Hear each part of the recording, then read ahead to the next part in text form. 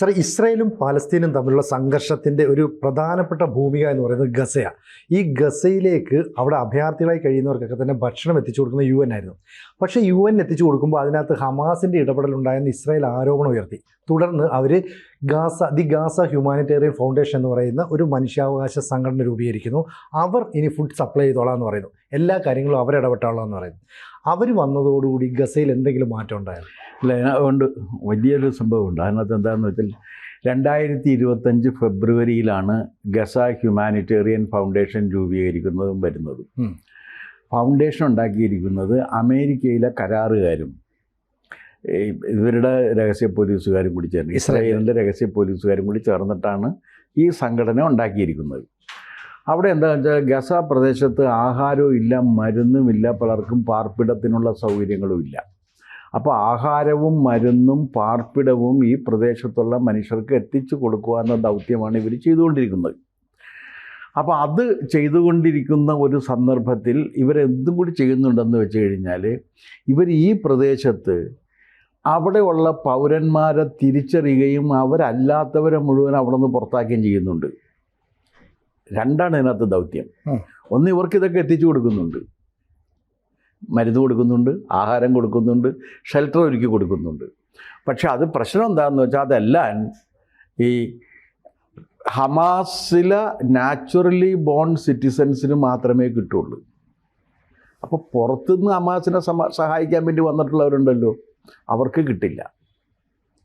ഗാസയിൽ ഹമാസിൻ്റെ സാന്നിധ്യമുണ്ട്. ആ ഹമാസിൻ്റെ സാന്നിധ്യത്തിന് ഹമാസിനെ സഹായിക്കാൻ വേണ്ടി പല സ്ഥലങ്ങളിൽ നിന്നും വന്നിട്ടുള്ള ജിഹാദികളുണ്ട്. ആ ജിഹാദികൾക്ക് സഹായം കിട്ടുന്നില്ല. അതുകൊണ്ട് ഐക്യരാഷ്ട്ര സഭയുടെ മനുഷ്യാവകാശ പ്രവർത്തകർ വന്ന് ഇത് കൊടുത്തിരുന്ന സമയത്ത് എന്താ പ്രശ്നം എന്ന് വെച്ച് കഴിഞ്ഞാൽ, ഈ വരുന്ന ഭക്ഷ്യധാന്യങ്ങളും ബാക്കി കാര്യങ്ങളും മുഴുവനും മരുന്നും ഭക്ഷ്യധാന്യങ്ങളും ഇതെല്ലാം ഈ സൈന്യം, ഈ ഹമാസ് ഏറ്റെടുക്കുകയും ഹമാസ് ഏറ്റെടുത്തതിന് ശേഷം അവർ വിതരണം നടത്തുകയും ചെയ്യും. അപ്പോഴെന്താണെന്ന് വെച്ചാൽ അവർക്ക് താല്പര്യമുള്ളവർക്കാണ് ഇത് കൊടുക്കുക. ഇപ്പം എന്ത് ചെയ്യുന്നു വെച്ചാൽ, ഇപ്പം ഇവർക്ക് താല്പര്യമുള്ളവർക്കാണ് ഇത് കൊടുക്കുക. രണ്ടിലും പെടാത്തവൻ്റെ കാര്യം ഇപ്പോഴും കഷ്ടമാണ്. കാരണം യുദ്ധം അവിടെ തകർന്ന് തരിപ്പണമായി. പിന്നെ ഇപ്പോൾ ഇത് പലസ്തീന് വേണ്ടി തുടങ്ങിയ യുദ്ധമാണെങ്കിൽ ആരും ഇപ്പോൾ ഒറ്റാളും പലസ്തീനെക്കുറിച്ചൊരു വാക്ക് പറയുന്നുമില്ല. പലസ്തീനില്ല, പലസ്തീൻ എവിടെയോ പോയി. ഇപ്പോൾ ഹമാസാണ്. പലസ്തീൻ മാറിയിട്ട് ഹമാസാണ്, ഗസയാണ്. ആ ഗസയിൽ നിന്ന് മിക്കവാറും പേരെ എല്ലാവരെയും ഓരോരുത്തരായിട്ട് ഇവർ തെരഞ്ഞ് പിടിച്ചിട്ട് സംശയമുള്ളവരെ മുഴുവനും ഈ ഗസ ഹ്യൂമാനിറ്റേറിയൻ ഫൗണ്ടേഷൻ്റെ പ്രവർത്തനം മറയാക്കിയിട്ട് പുറത്താക്കുന്നുണ്ട് എന്നൊരാക്ഷേപം ഐക്യരാഷ്ട്രസഭയുടെ ഉദ്യോഗസ്ഥന്മാർ തന്നെ ഉന്നയിച്ചിട്ടുണ്ട്. ഇതുകൊണ്ടേ കൊടുക്കുന്ന സമയത്ത് ആരാണ് വിത്തും വേരും ഒക്കെ അന്വേഷിച്ചിട്ടാണ് ഇവർ കൊണ്ടേ കൊടുക്കുന്നത്. ഇതിൻ്റെ ഒരു വലിയൊരു സംഭവം എന്താണെന്ന് വെച്ച് കഴിഞ്ഞാൽ, ഇപ്പോൾ ചുരുക്കി പറഞ്ഞു കഴിഞ്ഞാൽ ഗസയുടെ മുക്കിലും മൂലയിലും അരിച്ച് പെറുക്കി പരിശോധിക്കാനുള്ള ഒരു അവസരമാണ് ഇസ്രായേലിന് ഇതുവഴി ലഭിച്ചിരിക്കുന്നത്. അതിന് അമേരിക്കയുടെ പിന്തുണയുമുണ്ട്.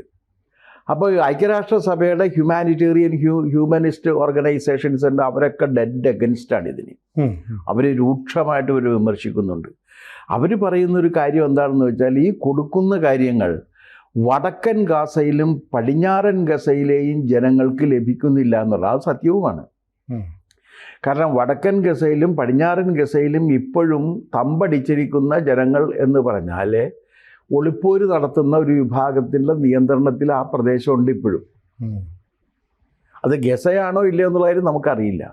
ഗസയാകണമെന്നില്ല. കാരണം ഒരു തീവ്രവാദി സംഘം ദീർഘകാലമായിട്ട് യുദ്ധം ചെയ്യുമ്പോൾ അതിനകത്ത് തന്നെ ചേരിതിരിവ് എന്നിട്ട് അത് ചെതറിപ്പോവും. ഇപ്പോൾ ഇവിടുത്തെ നമ്മുടെ മാവോയിസ്റ്റുകൾക്ക് സംഭവിച്ചിരിക്കുന്ന ദുരന്തം അതാണ്.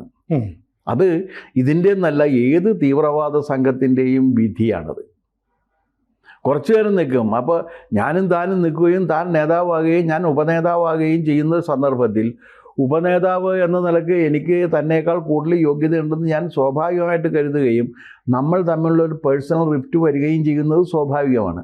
ആ പേഴ്സണൽ റിഫ്റ്റിൻ്റെ അടിസ്ഥാനത്തിലുള്ള ഒരുപാട് പ്രശ്നങ്ങൾ ഈ പലസ്തീന് വേണ്ടി പ്രവർത്തിച്ചുകൊണ്ടിരുന്ന ഹമാസിൻ്റെ പ്രശ്നങ്ങളിൽ ഉണ്ടായിട്ടുണ്ട്. സാർ ഇപ്പോൾ ഈ ഹമാസിന്റെ പ്രശ്നം പറയുന്നത് പറഞ്ഞാൽ ഹമാസിന് ഫണ്ട് കൊടുത്തുകൊണ്ടിരുന്ന ഇറാനായിരുന്നു. ഇറാൻ ഇപ്പോഴെല്ലാം മീൻസ് കുറച്ച് നാൾ മുമ്പ് സാമ്പത്തിക സഹായം നിന്നുപോയി. അപ്പോൾ എന്ത് പറ്റിയെന്ന് പറഞ്ഞാൽ അവർ ഈ ആര് പണം തരും എന്നുള്ളത് വലിയ പ്രശ്നമാണ്. അതുകൊണ്ടാണ് ഈ UN സഹായത്തിനായിട്ട് UN കൊണ്ടുവരുന്ന ഫുഡ്, ബാക്കിയുള്ള മരുന്ന്, വെള്ളം എല്ലാം ഇവരടിച്ചു മാറ്റിയിട്ട് ഇത് പിന്നെ പലസ്തീനുള്ള ജനതയ്ക്ക് മറിച്ചു വെക്കുകയാണ്. അപ്പോൾ പലസ്തീനിൽ കാശുള്ള ആളുകൾ ഇവരുടെ കയ്യിൽ നിന്ന് മേടിക്കുകയും അല്ലാത്തവർ പട്ടിണി കിടക്കുകയും ചെയ്യുന്നു. എന്നിട്ട് അതിൻ്റെ ചിത്രം എടുത്തിട്ട് ലോകത്തിന് മുമ്പിൽ അവർ കാണിച്ചിട്ട് പറയും ഇതാ ഇരവാദം, കുട്ടികൾക്ക് ഭക്ഷണമില്ല, മരുന്നില്ല എന്ന് പറഞ്ഞിട്ട്. പക്ഷേ ഇവർ തന്നെയാണ് അതിൻ്റെ ഉത്തരവാദികൾ.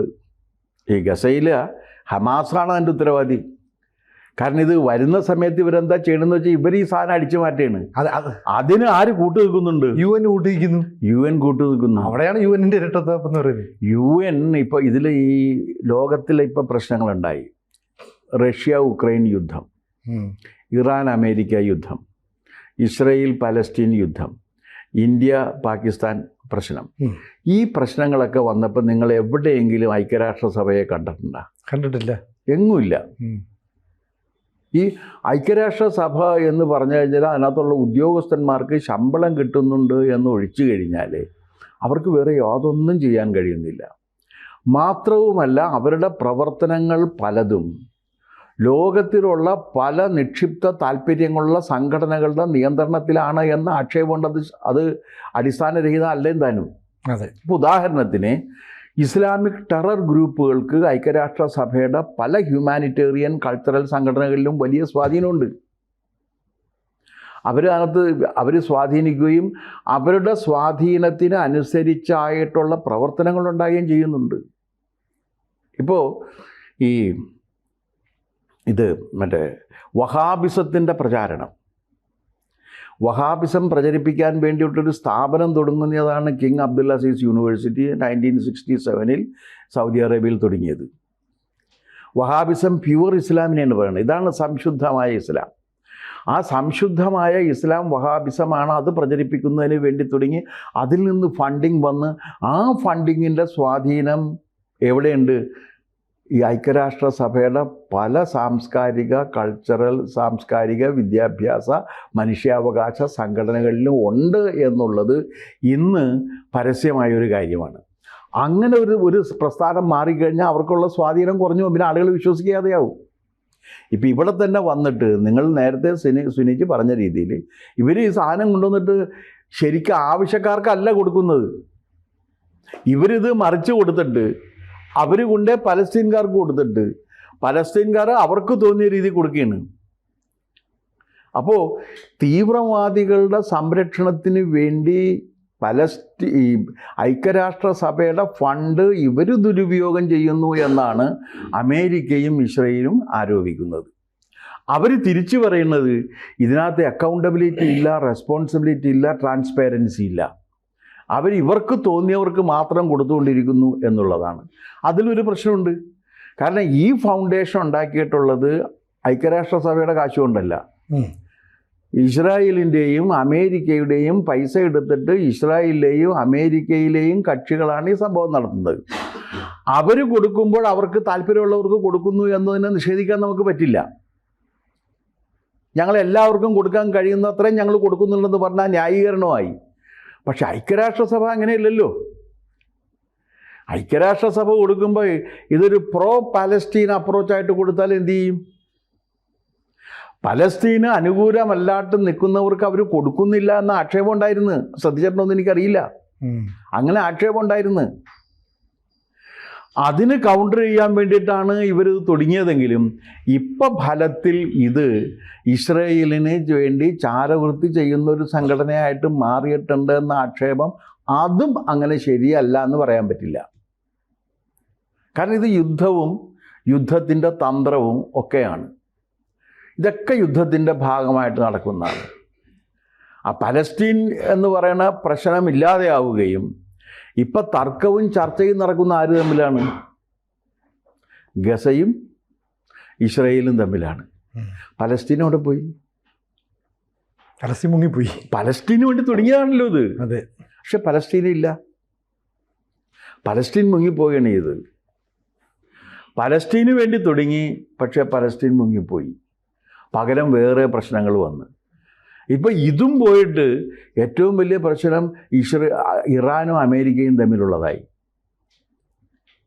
അങ്ങനെ എവിടെ നിന്നാണോ യുദ്ധത്തിൻ്റെ യഥാർത്ഥ തുടക്കം എന്ന് പറയുന്നത്, ആ പ്രശ്നങ്ങളൊക്കെ മാറി. ഇപ്പോൾ ഈ ഒന്നാം ലോക മഹായുദ്ധത്തിൻ്റെ ചരിത്രം പഠിക്കുമ്പോൾ immediate cause of first world war എന്ന് പറഞ്ഞിട്ട് നമ്മൾ പഠിക്കും.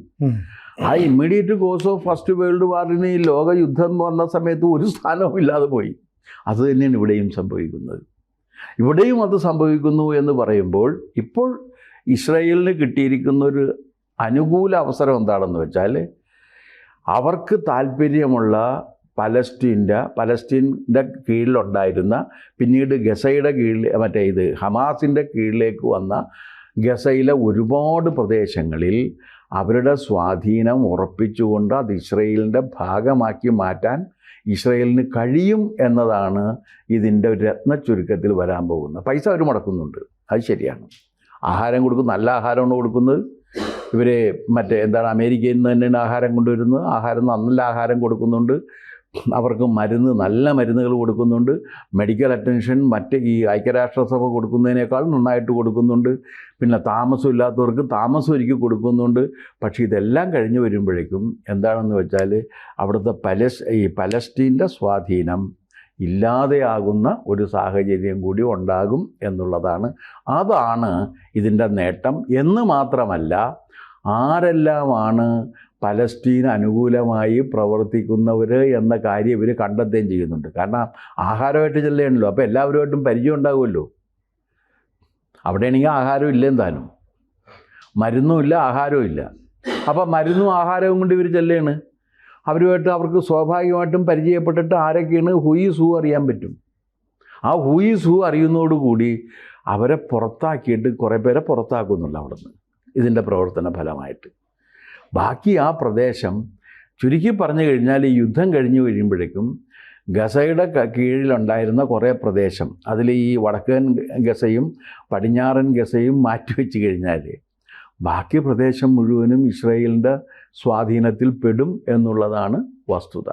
അങ്ങനെ മനുഷ്യാവകാശ പ്രവർത്തന സംഘടനകൾ വരെ യുദ്ധത്തിൻ്റെ ഭാഗമായിട്ട് മാറുന്നു എന്നുള്ളതാണ്.